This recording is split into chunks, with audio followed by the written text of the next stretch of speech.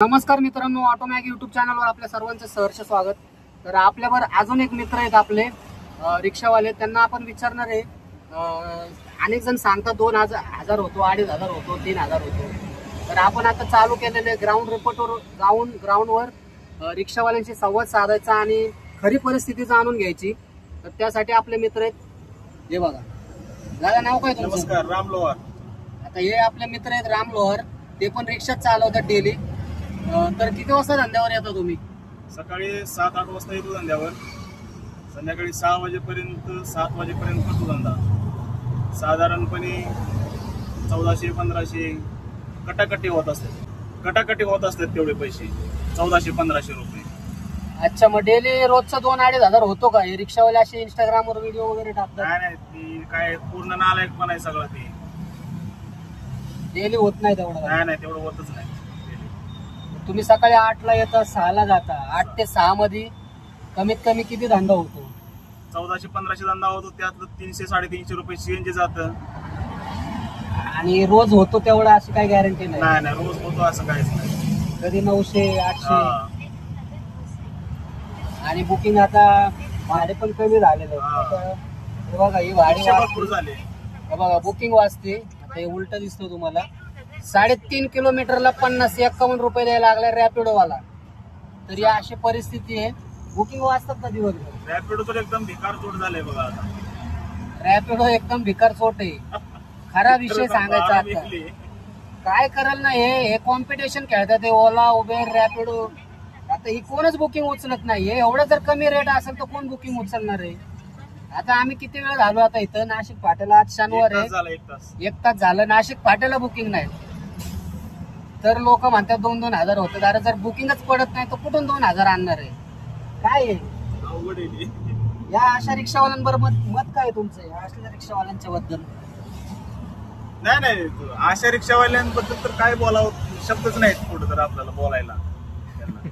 नाही, मनात काय असेल तर एकदम बिनधास्त नीच बोला। प्रवृत्तीचे लोक आहेत ते। ते आता हे पण चालू केले ना, आता लोकांना द्यायला लागले, ते काय म्हणतात ऑटो क्लिकर हे ते। तो पण काय विषय का? अवघड विषय।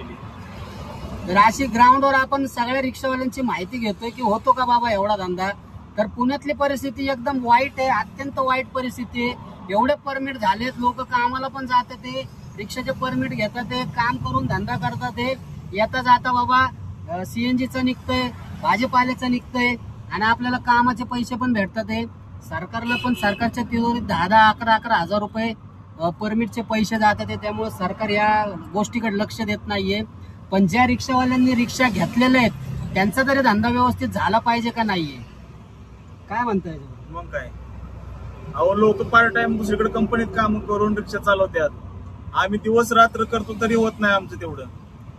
दिवस रात्र पण करून होत नाही एवढा 2000 रुपये धंदा। जे घेतात ना चॅलेंज, त्या चॅलेंजवाल्या लोकांना माझं चॅलेंज आहे की तुम्ही प्रत्येक ट्रिप आहे ना, प्रत्येक ट्रिपचा टाइम टेबल आणि ट्रिप कितीची आहे, त्या प्रत्येक ट्रिपचा जर तुम्ही टाकता ना सोशल मीडियावर 2000 रुपये रोज धंदा होतो, तर त्या ट्रिपची डिटेल पण टाका आणि पैसे पण टाका, आणि संध्याकाळी घरी जाताना टोटल तुमची अमाऊंट पण टाका। तर मी मानतो की बाबा खरंच तुम्ही 2000चा चॅलेंज घेताय आणि दिवसाला 2 ते 2500 रुपये धंदा करताय, मग तुम्हाला सॅल्यूट आहे। मी जर मी ग्राउंडवर जाऊन रिक्षावाल्यांशी संवाद साधतोय की एवढा धंदा होत नाहीये। आता अनेक जण, आता कालचा आपण व्हिडिओ पाहिलाय, काल मित्राचे आपल्या 1000 रुपये पण झाले नव्हते 8 तासात। आता हे पण बांधव आपले भेटले, ते पण सांगतात आहे की आपण सकाळी 8ला गाडी काढतो, संध्याकाळी 6 तरी वाजतात घरी जायला, तरी 1500चा आकडा पार करू शकत नाही आपण। लय कष्ट करून आणि लय वडत खर्च आहे, भरपूर आहे, अजून अनेक खर्च आहे। त्यात खर्चांमध्ये तुम्हाला किती बचत होणार आहे?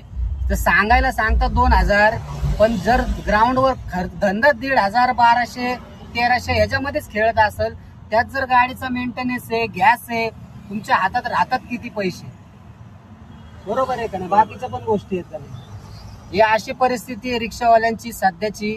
तर मित्रांनो, हे जे सोशल मीडियावर असे व्हिडिओ टाकतात ना, त्यांच्या नादी लागून तुम्ही गाड्या तर घेऊच नका, खरंच घेऊ नका।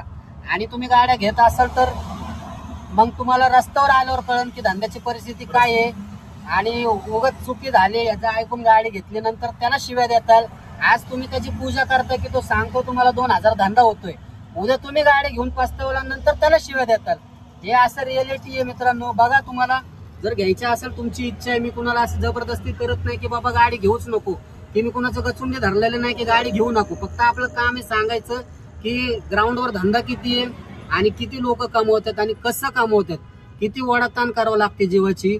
आता या माणसाकडे, आपल्या मित्राकडे एकच ऍप्लिकेशन आहे, फक्त ओलाचं ऍप्लिकेशन आहे. ओलाचं ऍप्लिकेशन आहे फक्त, आणि ओलाच्या ऍप्लिकेशनवरच धंदा करतात. बाकीचे ऍप्लिकेशन पण नाहीयेत जे लोकांकडे असतात. बाकीचे ऍप्लिकेशन हे बघा, एक 50-60 अशाच बुकिंग असतात. आज तर शनिवार आहे, शनिवारच्या तर मोठ्या मोठ्या बुकिंग भेटायला पाहिजे, पण कस्टमर लोक काय माहिती अजून घरी झोपलेलेच वाटतं, घराच्या बाहेर काही निघालेले नाहीत. अशी परिस्थिती आहे मित्रांनो.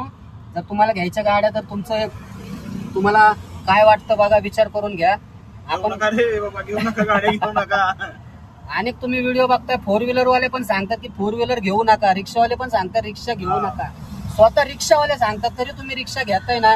मग आता लोक काय, आता लोकांनी ठरवलेले फक्त घरी वापरायसाठी गाड्या घ्यायच्या. सकाळी 8 वाजल्यापासून आता किती वाजल्यात, 1:45 झाले, 200 रुपये धंदा झालाय फक्त. 200, 8 ते 2:45. आणि मी माझे 100 रुपये झाले. मी एकच बुकिंग मारली आहे का, ते पण ओलाला मारली. ओलाला बुकिंग मारली 116 रुपयाची. फक्त एक बुकिंग झाली माझी. पण मी आज उशिरा आलो. शनिवारचं मी उशीरच येतो, कारण शनिवारी सकाळी धंदा नसतो. IT पार्कच्या लोकांवर आपला धंदा डिपेंड आहे. ते लोक झोपलेले असतात निवांत, ते दुपारनंतर बाहेर फिरायला निघतात. त्याच्यानंतर आपला दुपारनंतर धंदा खरंच चालू होतो. सध्या सकाळची परिस्थिती तरी अशी आहे. आणि एकदा जर असं धंद्याचे आपण सकाळी 8ला आलोय ना, 8 वाजल्यापासून आपले जर 200 रुपये झालेत, तर मग दुपारनंतर काय होतं, मग लांब लांबची भाडे पाडायला चालू होतं. त्यानंतर आपलं शरीर आपल्याला साथ देत नाही, आपल्याला बॉडी साथ देत नाही लांब जाण्यासाठी. आणि त्याच्यानंतर मग आपण घायाळ होऊन जातो, आपला धंदा करायची इच्छाच राहत नाही. मग कधी घरी जातो असं होतं. अशी परिस्थिती आहे. बरोबर आहे का नाही, दुपार झाल्यानंतर. तर मित्रांनो, हे होते आपले मित्र. त्यांनी आपला वेळात वेळ काढून आपल्याला वेळ दिला आणि रिक्षाबद्दल माहिती दिली. त्यांचे इथं पहिले मी धन्यवाद मानतो. धन्यवाद तुमचे, की तुम्ही मला वेळ काढून दिला आणि सत्य परिस्थिती लोकांना सांगण्याचा प्रयत्न केला. तर मित्रांनो, व्हिडिओ आवडला असेल तर पुढे आपल्या मित्रांना शेअर करा. चॅनलवर नवीन असेल तर सबस्क्राईब करायला विसरू नका. धन्यवाद.